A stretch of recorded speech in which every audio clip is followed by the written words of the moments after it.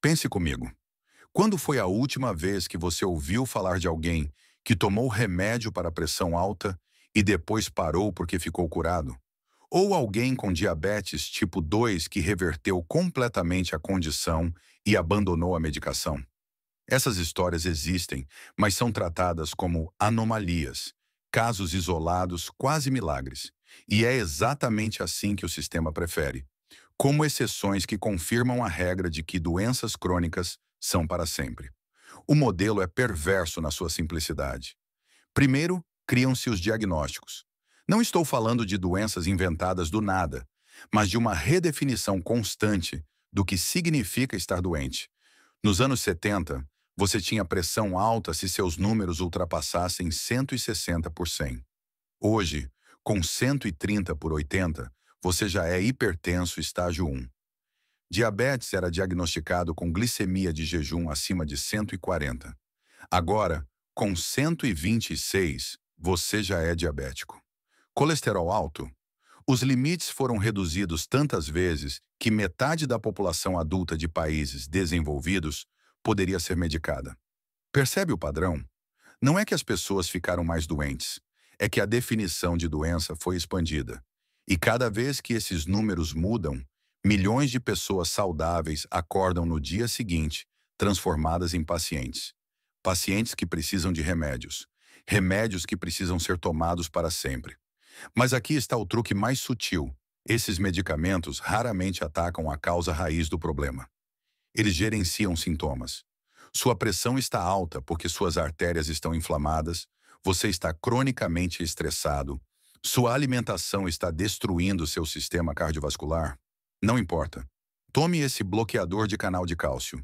Ele vai forçar seus vasos a relaxarem. O problema continua lá, mas os números no medidor vão parecer melhores. E você vai tomar isso até morrer. Diabetes tipo 2 é ainda mais revelador. É uma doença de resistência à insulina, causada principalmente por décadas de alimentação rica em carboidratos refinados e açúcares. A solução lógica seria mudar radicalmente a dieta, cortar o que está causando o problema. Mas isso não é o que acontece na maioria dos consultórios. Você recebe metformina. Depois, quando a metformina não é mais suficiente, porque você continua comendo a mesma porcaria, você recebe insulina.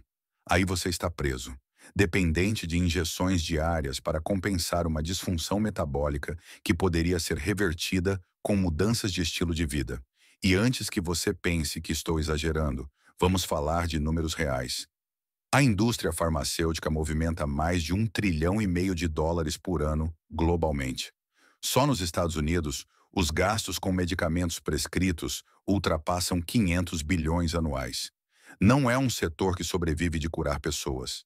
É um setor que prospera mantendo pessoas doentes o suficiente para precisarem de tratamento contínuo, mas vivas o suficiente para continuar comprando. Os estudos clínicos que aprovam esses medicamentos são outra peça fundamental dessa engrenagem. A maioria é financiada pelas próprias empresas que fabricam os remédios. Existe um conflito de interesse tão óbvio que chega a ser cômico, mas mesmo assim é o padrão aceito. Pesquisadores recebem financiamento, universidades recebem doações, médicos recebem consultorias generosamente pagas. E quando os resultados não são favoráveis? Esses estudos simplesmente não são publicados.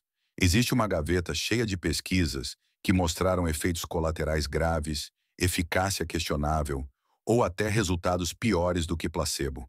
Mas você nunca vai ler sobre eles. Quando um medicamento finalmente chega ao mercado, começa a fase de marketing disfarçada de educação médica.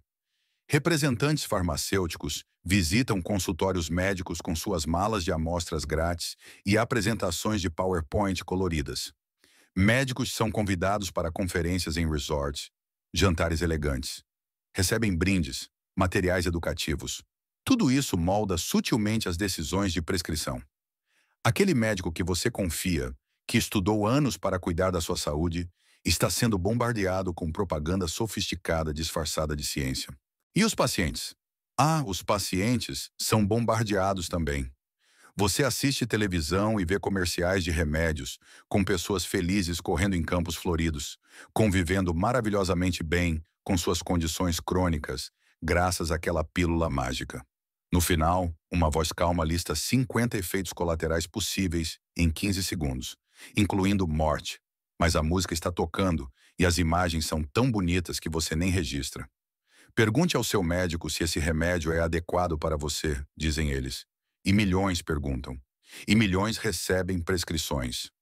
Mas vamos mais fundo. Existe algo ainda mais insidioso: a cascata de prescrições. Você toma um remédio para a pressão que causa tontura. Então recebe outro para a tontura. Esse causa insônia.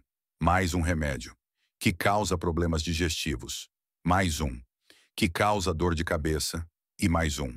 Em poucos anos, pacientes idosos estão tomando 10, 15 medicamentos diferentes. Ninguém sabe exatamente como todas essas drogas interagem entre si, porque nunca foram testadas em combinação. Mas cada uma delas gera lucro. Cada uma precisa ser renovada mensalmente. Cada uma mantém você voltando à farmácia.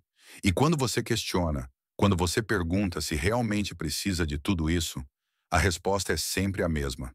É para o seu próprio bem. Os riscos de parar são muito maiores. Eles citam estatísticas assustadoras, mostram gráficos, falam em linguagem médica complexa que você não entende completamente. E você se sente irresponsável até por questionar. Afinal, eles estudaram, eles sabem. Você é apenas o paciente. O que não te contam é que existem médicos, uma minoria crescente, mas ainda marginalizada, que estão tendo resultados extraordinários tratando as causas raiz das doenças. Médicos que usam mudanças alimentares radicais para reverter diabetes, que usam exercício e gerenciamento de estresse para eliminar a necessidade de antihipertensivos, que investigam deficiências nutricionais, toxinas ambientais, saúde intestinal, hormônios, que veem o corpo como um sistema integrado, não como uma coleção de sintomas isolados para serem suprimidos. Mas esses médicos enfrentam resistência institucional brutal. São acusados de praticar medicina alternativa, de serem anti-ciência, de colocarem pacientes em risco.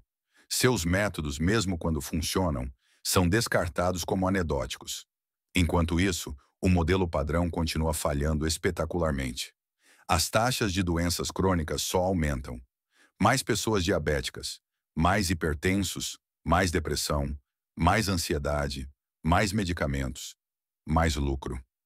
A verdade é que seu corpo tem uma capacidade impressionante de se curar quando você remove o que o está prejudicando e fornece o que ele precisa. Mas cura não é um modelo de negócio sustentável. Tratamento crônico é. E enquanto o sistema atual permanecer estruturado dessa forma, onde cada paciente curado é um cliente perdido, onde cada doença prevenida é uma receita não gerada, onde cada medicamento descontinuado é um prejuízo no balanço, você vai continuar sendo tratado, nunca curado. Então pergunte-se: quantos dos seus remédios realmente tratam a causa do seu problema? Quantos apenas mascaram sintomas? Quantos você toma para compensar efeitos colaterais de outros? E mais importante, quem lucra com suas respostas a essas perguntas? Porque enquanto você não fizer essas perguntas, enquanto aceitar passivamente que doenças crônicas são seu destino inevitável, o sistema vai continuar funcionando exatamente como foi projetado, com você dependente, comprando, voltando sempre. Esse é o plano, e está funcionando perfeitamente.